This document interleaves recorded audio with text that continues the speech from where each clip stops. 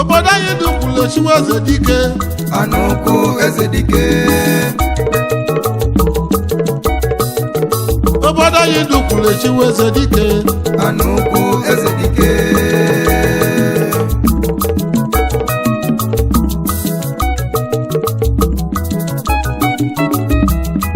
nwa obodo anyị dị Ukwulu anyị chiri eze ma anyị azọrọ azọ ma anyị enwero nsogbu maka gịnị na onye kara aka na-aga okporo ozu nwọkwa sị na ozu chọrọ na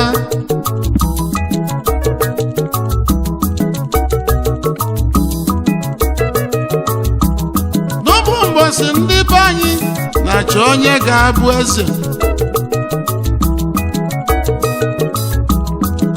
ndị be anyị Ukwulu anyị zuru na civic center wee kwuo na anyị chọrọ onye ga-abụ eze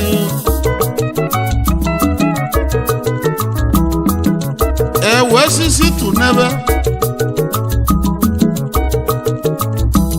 ndị chọrọ na ebe a ga-abụ eze onye ọbụla nyocha ebe ọnwụ ya ka ịmala ime izukwere isi eze nke izizi jụọ onwe gị kedu ibe ime elu Ukwulu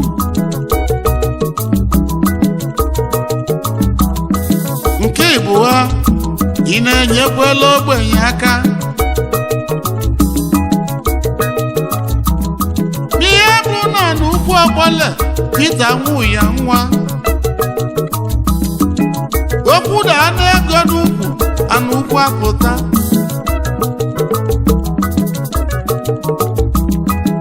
nke izizi ụlọ akwụkwọ na-abọ dị n'Ukwu anụ ukwu kpuchekwuru ya gbamgbam were aluminium chọọ anya mma abata na-abụ Ukwu o were aluminium chọọ anya mma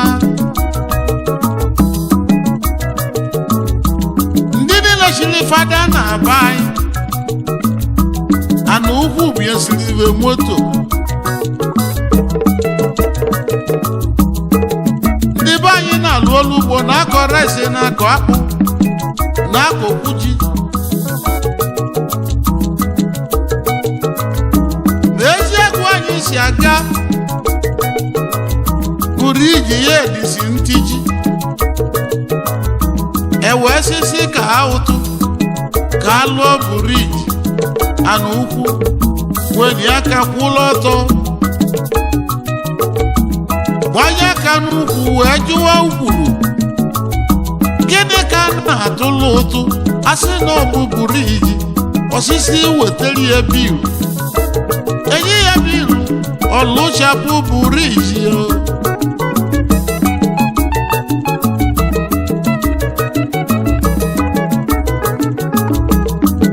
mụ bụ Emeka Morocco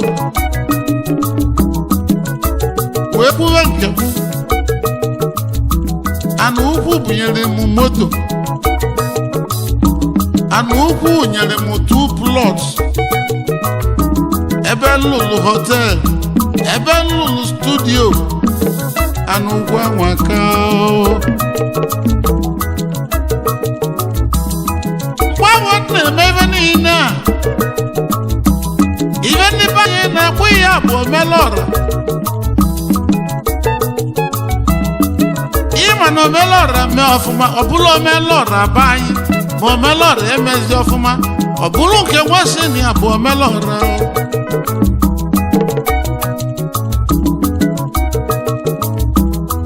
ndị be anyị wee nyochebe ka amara onye ga-abụ eze nke izizi ị nwekwara nnukwu kọmpaụnd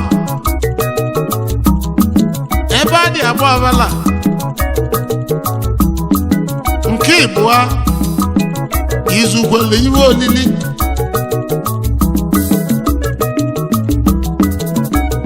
nke ịtọ itopụkwere dimkpa wee gbagosi bụ na nnukwu mezuru iwe niile ndị a n'otozula etozu Ukwulu niile wee kwekọrịta si were eze nye ya n'ukwu ka n'ukwu chiela anyị eze wee chie anya eze dike Ukwulu Kingdom igwe obodo anyị dị Ukwulu echiwe eze dike Anukwu eze dike obodo anyị dị Ukwulu echiwe eze dike Anukwu eze dike gaa n'iru eri na ukwu ji chiche eze Ukwulu niile na-ekwezi oyoyo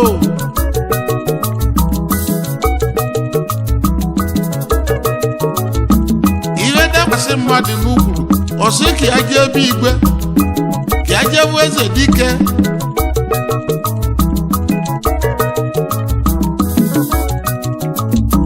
eze dike chọrọ ịnụ nwaanyị jebe Awka wee bata ụmụ dị Awka na be ezi ebe ọsọ wee nụwa Elizabeth adaezi ebe ọsọ nwunye ya nwa eze nwanyị Morocco kpọrọ Ukwulu Awka emekọtara ju Elizabeth Adam ikwu n'igwe wee kasị agbala ikwu n'igwe wee kasị agba ogologo ọ bụ mmachukwu nyelụ gị Elizabeth nwunye ya nwe mana okwu na-agba eze dike Ukwulu Kingdom eze dike na moto mụ ya karịwokwe sibavelo moto ọ bụ na onyezia gị ngote ka ngwa ngozi ọba agụ obodo anyị dị Ukwulu chile eze dike Anukwu eze dike obodo anyị dị Ukwulu echiwe eze dike Anukwu eze dike obodo anyị dị Ukwulu echiwe eze dike Anukwu eze dike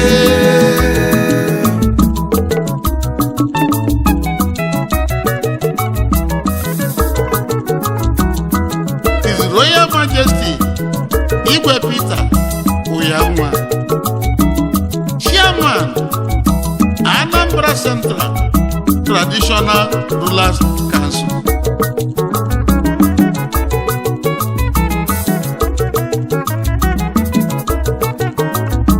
wasimuke n'elihe ndị vani ya dị na mma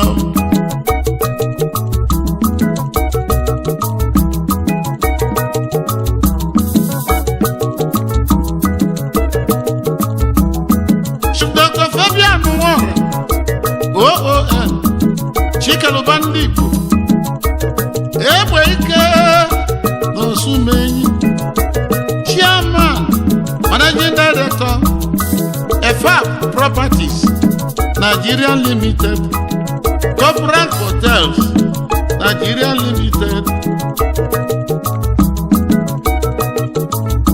Debian Uwelugo gị anya bụ onye Polycarp Obi nna bụ enyi n'Osumenyi Chairman Managing Director Golden White Hotel na Abuja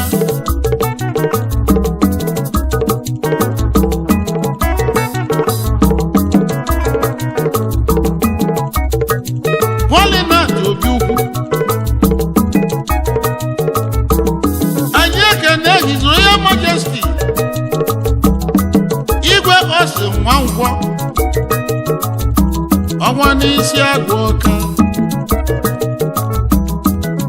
igwe agụ nke isi agụ mgbe mbụ na ọ bụ ọnwa netile ọra n'isi agụ o tele eletrik n'isi agụ isi agụ nya ka eji kpọba ya ọnwa anya kpọwa chief Ngozi Mobagụ omelọra n'ise omelọra onye gbara akwụkwọ na be Chukwu maka na ihe mbụ tata na-egwu na ọ bụ Ngozi Mobagụ mere m ya na ọ ga-adịrị gị mma omelọra nwanne m anya kpọwa chief Frank Ume Sefcon Group Limited ebe kwuo dike na Osumenyi anya kpọwa chief Edwin Shigbo Bakariga Riga Hotel Washington Emelu Managing Director Edimark International Limited Odogwu pẹ̀lú ugogi anya kpọwa His Royal Highness Igwe Gabriel Ume Ezudemba 1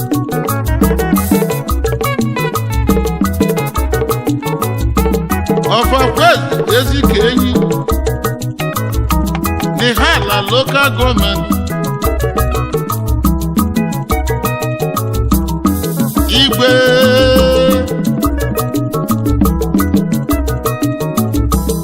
anya kpọwa Chief Dr. Lorenzo Gemeni ọgwadetilara n'Ọkụzụ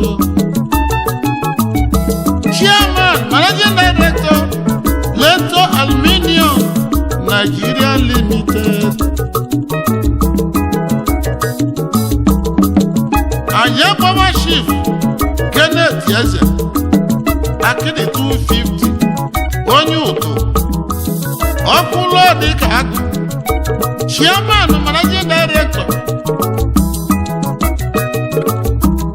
Cambridge and Company Limited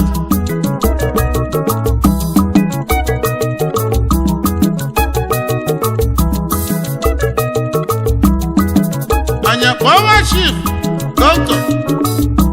Ezekiel Ụmụọbalịmụ Chinyelu Ugo n'Ọkụzụ anya kpọwa Chief Dr. Peter Ogwebie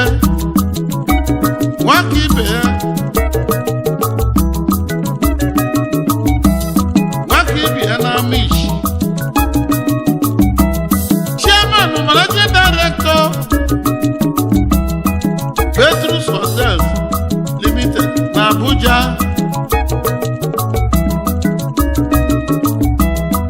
anya kpọwazie Rafael Chimụba nna bụ enyi n'Ọkụzụ Managing Director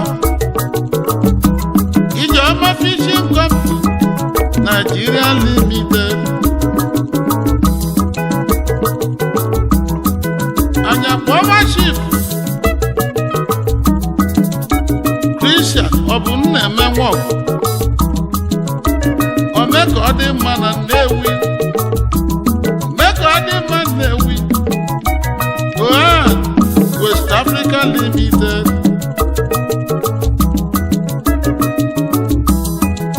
anya kpọzie Chief Francis Nwakamma Udueko mmiri na Achala mmiri Achala mmiri ọma mmiri Achala Nwakamma mmiri Achala mmiri ọma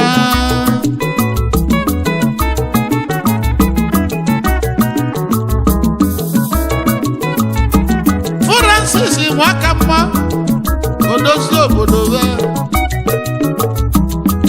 wetele eletrik na Achala obodo anyị dị Ukwulu Eze-Dike Anukwu Eze-Dike Ukwulu Eze-Dike Anukwu Eze-Dike obodo anyị dị Ukwulu Eze-Dike Anukwu Eze-Dike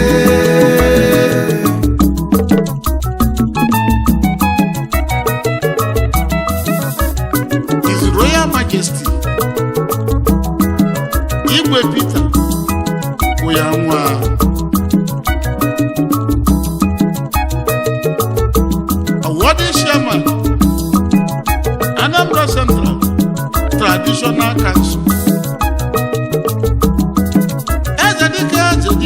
Ezedike Ukwulu kingdom. Ezedike Ukwulu kingdom. Ezedike Ukwulu kingdom. Ana ugwu welie gaba.